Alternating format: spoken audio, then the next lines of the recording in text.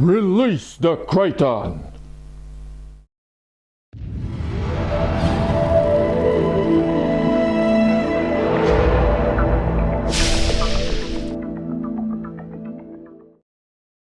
That's right guys, here we are once again for another unboxing, and today is a big day because I finally get to check out the Kraton 6S from ARRMA, which has finally been released. If you guys follow the channel, you know that I've been very eager to get my hands on this truck. Even when I unboxed the Typhon 6S that you see behind me, I was really looking forward to this truck, and finally it's here. So I'm not going to waste too much time in front of the box here. We'll get rid of this guy very quickly. I will have links in the description for you guys to check out if you want to go have a look at the ARRMA website, which will give you a lot more information on the truck there as well. But really all you need to know, it's ready to run, it's waterproof, brushless of course, has a 2-year warranty, can do up to 60 miles an hour, which is about 100 Ks here in Australia, and of course can run 6S straight out of the box. All of this for $499 US, which I think is a pretty good deal. So here's the truck. I'm not going to worry about unboxing this thing because, to be quite honest with you, when I had a look at it, it was going to be quite cumbersome to try and physically take it out of the box, unlike the buggy, which was a bit smaller and it was a lot easier to do.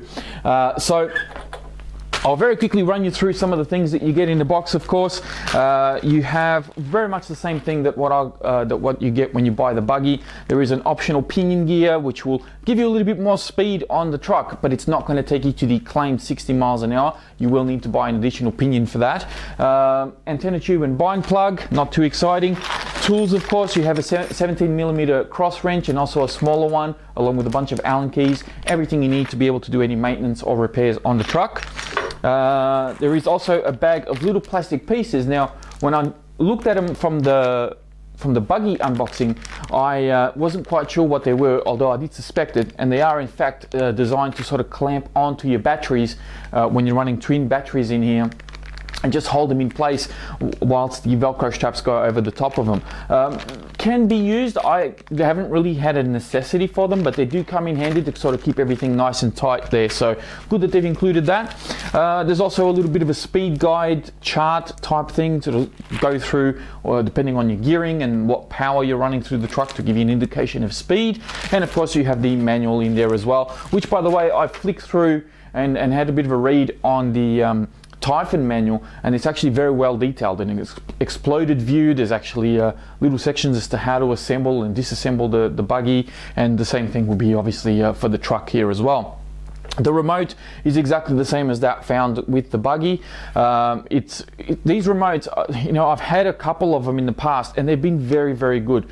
They're not, you know, super equipped, but they have everything that you need. You have steering and throttle trim. You've also got steering dual rate, which is great. Reverse switches, binding button, a couple of LED lights in there as well to let you know when the battery is running a bit low.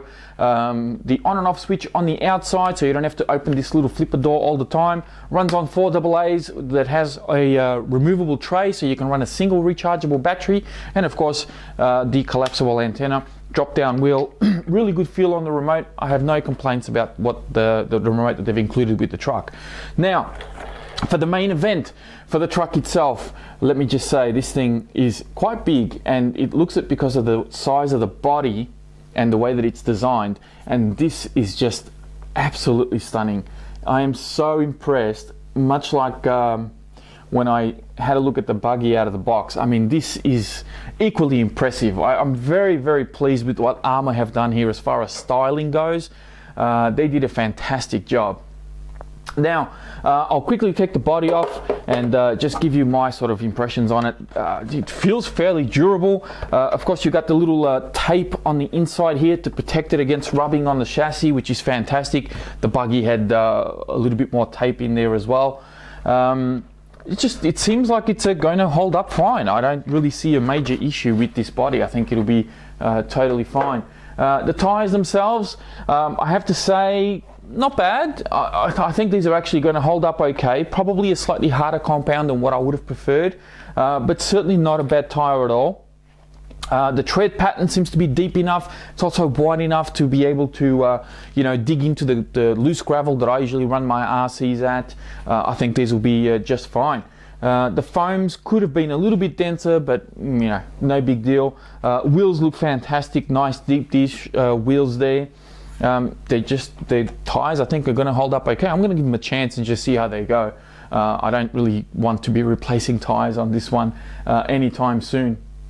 Okay, so you have a bit of a roll cage on the top there that you can see. Now this is designed obviously to stop the body from caving in itself should you land upside down. So that's the idea with that guy, and it also kind of doubles as a bit of a handle to pick up the truck, which is good. You have a 2050 kV 4-pole brushless motor, 180 amp ESC of course, and the 15 kilogram steering servo. Now I'm just going to ask this question about the steering servo because I'm not 100% sure about this. The buggy has the exact same steering servo. Now the way I see it, the buggy has smaller wheels, it's obviously lighter, it doesn't need a huge steering servo. But the servo in that car is actually fantastic. It's probably the best ready to run steering servo that I've come across so far. Plenty of power and very fast, faster than any others that I've seen. But it's the same as what's found in the truck. So I'm kind of curious to see what's going to happen here. Is it that the truck is now underpowered compared to the buggy, or is it that this servo is actually adequate to run the truck, to steer the wheels, and the buggy's actually got a little bit of a bonus and has a more powerful steering servo than it really needs? Because obviously this is a bigger truck, it's heavier, it's got bigger wheels, it's going to need a little bit more power. So I'm curious to see how it's going to go. I mean, I would have thought maybe maybe a couple of kilograms more because of the heavier gear, but I don't know, we'll see what happens. That's just a query. I'm not saying that it's going to be bad, it's just a query. Suspension out of the box, I'm going to say that I'm not as impressed as I was with the buggy. That's being totally honest. The front suspension seems to be fine, although probably slightly under dampened. The rear suspension seems to be a little bit more dampened, but it just sags like crazy. I mean, I don't know if you guys can see that, but it really sags the back, and you can even see just how much it sort of droops here. You can see this sort of angle that you've got the A-arms, and then when you put the truck down, it just really slowly sinks to the bottom. Now obviously when you've got it under power, when you're taking in some even small jumps, the back end is going to land and it's going to sag. So that's just, it's kind of weird the way they've done it. Now one thing I've noticed is by picking up the truck, I've actually noticed that these springs back here are actually a little bit small, and you can see that they've already threaded the shocks down quite a bit. So I didn't do this, this came out of the box like this, and you can see that it's actually the springs are a little bit short. So I'm not sure what's happened here, because the buggy came set out, or the suspension of the buggy came set up very, very well. Like I still haven't touched the suspension on that buggy. It's been fantastic. But here it seems like the springs are a bit short. The oil density, especially at the front, doesn't seem to be quite right. You can see that it's quite bouncy at the front. So just a couple of interesting points here. This is obviously set up a little bit differently.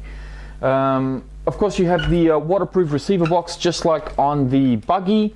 You have the battery tray here, which has a couple of Velcro straps, and this really cool feature that the ARRMA have done with their cars, where you have this loop that they've included, where if you're running a single battery pack like a 4S or a 5S or even a 6S, you just use the one plug. But then if you're running dual batteries, you take this guy out and then you can use your dual batteries there. A fantastic little idea, and something I haven't seen from any other brand, including these little loops, so that you can actually run either a single pack or a twin pack, or 2 packs. Everything is very beefed up on this truck, as you'd expect. You also have front and rear pre-installed sway bars. You got 5mm shock towers front and rear, 5mm drive shafts all the way around and even right through the center. Metal Mod 1 pinion gears. I mean, everything as you'd expect. Everything else is the same as what you'd find on the buggy, with the exception, of course, that the A-arms are much longer, and obviously your front and rear drive shafts are a lot longer as well. I don't see anything else that's different on this Truggy to be honest, everything looks very much identical to the buggy. Of course, you have the roll cage here, as I mentioned, and it looks like it is removable. You can see here, hopefully you guys can see, there's a couple of little body pins that you can pull out, so you can just pop these guys out, and the rods that hold this whole cage in place can actually come out, and the whole cage will just slide clean off. So interesting, and it looks like it's adjustable as well. So there's a couple of adjustment points just here, so if you have a different body or you want to be able to raise it up a little bit more, there's actually an adjustment there for you to be able to do that. So that's pretty cool. Overall, first impressions, of course, I'm very happy with the truck. Everything seems to be in order with the exception of this rear suspension. That's the only thing that kind of concerns me, because these springs have got a lot of slack in them. There's really not a lot of adjustability now that they've already compressed or threaded down these collars on the shocks. So I may need to get different springs or even put thicker oil, maybe even in the front here, because the back seems to be well dampened, but the front seems to be a little bit bouncy. So I'm kind of weird. To me, I think the suspension here needs a little bit of attention from ARRMA. The buggy was spot on. I haven't touched it, but the Kraton seems to be slightly off. So nothing that can't be adjusted with minimal cost. It's not something that, you know, takes a lot of costs a lot of money to fix. I mean, a couple of springs and a bottle of oil is not a big deal, but it's just weird how this one is a little bit different from the buggy.